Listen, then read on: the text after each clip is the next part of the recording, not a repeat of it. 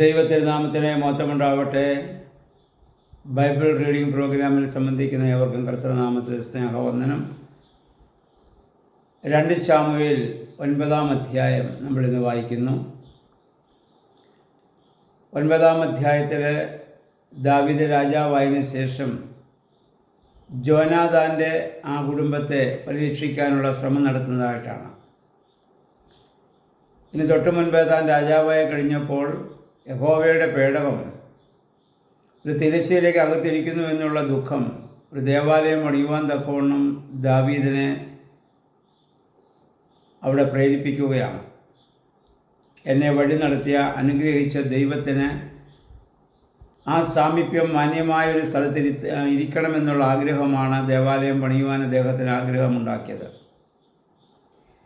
അതേപോലെ തന്നെ അദ്ദേഹം ഇപ്പോൾ താൻ ശമൂവേൽ പുരോഹിതനാൽ രാജാവായി അഭിഷേകം ചെയ്ത നാൾ മുതൽ തന്നെ സ്നേഹിക്കുകയും താനൊരു ഇസ്രായേൽ രാജാവായി കാണണമെന്ന് ഏറെ ആഗ്രഹിക്കുകയും ചെയ്തിരുന്ന ആളായിരുന്നു ശൗൽ രാജാവിൻ്റെ മകൻ യോനാഥാൻ. ശൗൽ അന്ന് മുതൽ ദാവീദിനെ കൊന്നുകളയുവാൻ വേണ്ടി ആഗ്രഹിച്ച് അതിൻ്റെ കഴിവിൻ്റെ പരമാവധി അദ്ദേഹം ശ്രമിച്ചു. ആ സമയത്തൊക്കെ പലപ്പോഴും ദാവീദിൻ്റെ ജീവൻ രക്ഷിച്ചത് യോനാഥാനാണെന്ന് ഇതിനു മുമ്പ് നമ്മൾ കണ്ടതാണ്. പക്ഷേ ആ മനുഷ്യനും ഒരു യുദ്ധത്തിൽ മരിച്ചുപോയി. പക്ഷെ ദാവീദ് രാജാവായി കഴിഞ്ഞപ്പോൾ ആ കുടുംബത്തെ ഓർക്കുകയാണ്. എന്നെ സ്നേഹിച്ച, എന്നെ കരുതിയ എൻ്റെ ഏറ്റവും വലിയ സ്നേഹിതൻ്റെ കുടുംബം ഇപ്പോൾ എന്തായി, എവിടെയായി എന്ന് അദ്ദേഹത്തിന് അറിഞ്ഞുകൂടാ.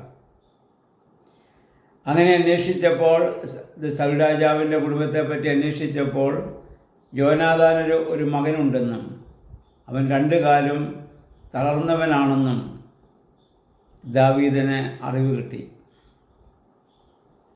അപ്പോൾ ശൗൽ രാജാവിൻ്റെ ഒരു ഭൃത്യനായിരുന്ന ശീബ മുഖാന്തരം അദ്ദേഹം ഈ മകനെ കൊണ്ടുവരുന്ന, അവൻ്റെ പേര് മെഫീബോശേത്ത് എന്നായിരുന്നു. എന്നിട്ട് അവനോട് പറയുന്ന 7-ാം വാക്യത്തിൽ നമ്മൾ വായിക്കുന്നു, നിൻ്റെ പിതാവായ യോനാഥാനെ പ്രതി ഞാൻ നിന്നോട് ദയ കാണിക്കും.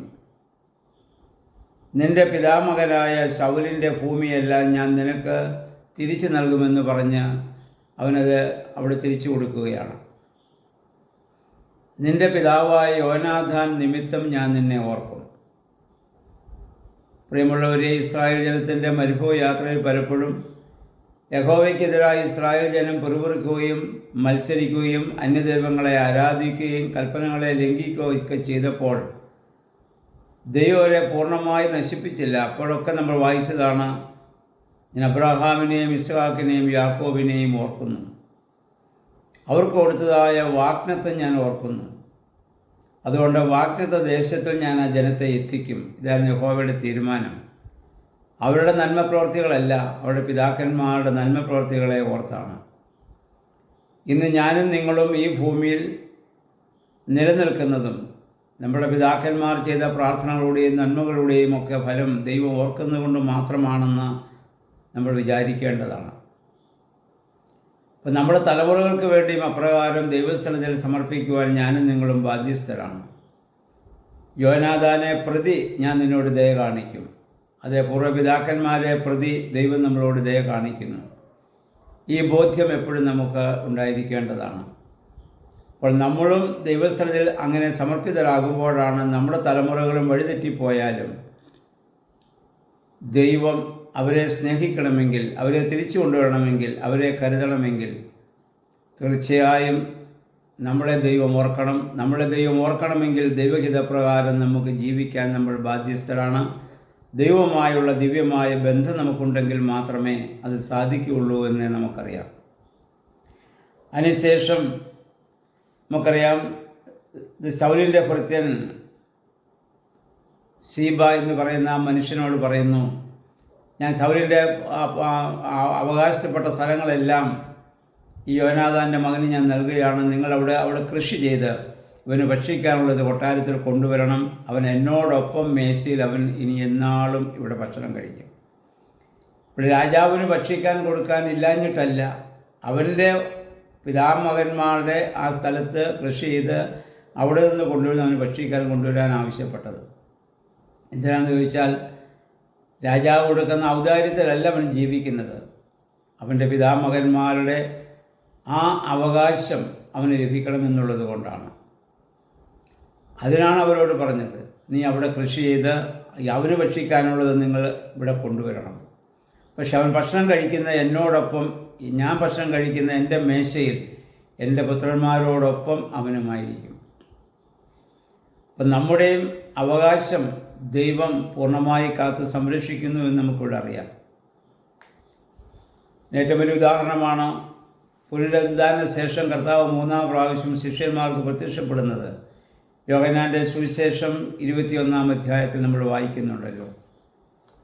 അവർ രാവിളക്കോളം വല വീശി, അവർക്കൊന്നും കിട്ടിയില്ല. വെളുപ്പാങ്കാലത്ത് കർത്താവ് ചെന്ന് പടകിന് വലതുഭാഗത്ത് വല വീശുവിനെന്ന് പറഞ്ഞവർ വീശി 153 വലിയ മത്സ്യങ്ങളെ അവർക്ക് ലഭിച്ച് അവർക്ക് ആ മത്സ്യവുമായി കരയിലേക്ക് കടന്നു വരുമ്പോൾ നമ്മൾ വായിക്കുന്നു, കനലിന്മേൽ അപ്പവുമായി കർത്താവ് അവരെ കാത്തിരിക്കുകയാണ്.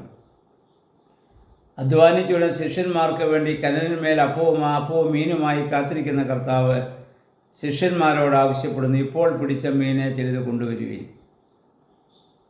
അതിപ്പോൾ ഫ്രഷായിട്ടുള്ള മീൻ കൂട്ടാനുള്ള കൊതി കൊണ്ടാണോ? ഒരിക്കലുമല്ല. കർത്താവിനോട് അപ്പവും മീനും വെച്ചത് പഴയതായതുകൊണ്ടാണോ? അതുമല്ല. കർത്താവിൻ്റെ കൽപ്പന പ്രകാരം അവർ അധ്വാനിച്ച് അവർക്ക് കിട്ടിയ ഫലമാണ്. ആ ഫലത്തിൽ ചിലത് കർത്താവ് ചോദിച്ചു വാങ്ങുകയാണ്. എന്തിനാണ്? അതും വാഴ്ത്തി അവർക്ക് തന്നെ നൽകുവാനാണ്. അവരുടെ അധ്വാന ഫലമാണ്, അവരുടെ അവകാശമാണത്. ആ മീൻ ഭക്ഷിക്കാനുള്ള അവകാശം അവർക്കുണ്ട്. ഇത്രമാത്രം ദൈവം നമ്മെ ഭൂമിയിൽ നിലനിർത്തുന്നുവെന്ന കാര്യം നമ്മൾ ഓർക്കേണ്ടതാണ്. സാധാരണ നേതൃസ്ഥാനത്തേക്ക് വരുന്ന ആർക്കും ഇല്ലാത്ത ഒരു സ്വഭാവം ദാവീദ് നമ്മൾ കാണുന്നു. തന്നെ ഇതിനു മുൻപ് തൻ്റെ പ്രതിസന്ധി ഘട്ടങ്ങളിൽ തന്നെ സഹായിച്ചവരെ ഓർക്കുന്നുവെന്നുള്ളതാണ്. ഇന്ന് പലരും അത് സഭയിലായാലും സമൂഹത്തിലായാലും രാഷ്ട്രീയത്തിലായാലും എവിടെയായാലും ആകുന്നത് വരെ എല്ലാവരുടെയും സഹായം അഭ്യർത്ഥിക്കുകയും എല്ലാവരെയും സ്നേഹിക്കുകയും സ്നേഹം പ്രകടിപ്പിക്കുകയും ചെയ്യും. ആയി കഴിയുമ്പോൾ അതൊക്കെ അവർ മറന്നുപോകും. പക്ഷേ ദാവീദ് അങ്ങനെയുള്ള മനുഷ്യനല്ല. ദാവീദിനെ കുറിച്ച് ഇതിനു മുമ്പ് നമ്മൾ വായിച്ചു, ദൈവത്തിൻ്റെ ഹൃദയമുള്ള മനുഷ്യനെന്നാണ് നമ്മൾ വായിച്ചത്. ദൈവത്തിൻ്റെ ഹൃദയമുള്ള ഒരു മനുഷ്യൻ. അതുകൊണ്ടാണ് ദാവീദ് ഇപ്രകാരം ചെയ്ത് യഹോവയെ ഓർക്കുന്നു, തന്നെ സഹായിച്ച യോനാഥാനെ ഓർക്കുന്നു. അവരെല്ലാം സഹായിക്കാനും സംരക്ഷിക്കാനുമുള്ള മനോഭാവത്തിലേക്ക് കടന്നു വരുന്നു. അത് ദൈവത്തിൻ്റെ ഹൃദയം നമുക്ക് ലഭിക്കണം. അതിനുവേണ്ടി ദൈവസ്ഥലം നമുക്ക് പ്രാർത്ഥിക്കാം. ദൈവമേ, ആ ദാവീദിനെ പോലെ ദൈവവും കാരുണ്യവും മനസ്സലിയും ഉള്ളവരായി ഭൂമിയിൽ ജീവിക്കുവാൻ പരിശുദ്ധാത്മാവെ ഞങ്ങളെ ശക്തീകരിക്കണം നമുക്ക് പ്രാർത്ഥിക്കാം. ദൈവം അതിൽ നമ്മെ എല്ലാവരെയും സഹായിക്കുമാറാകട്ടെ.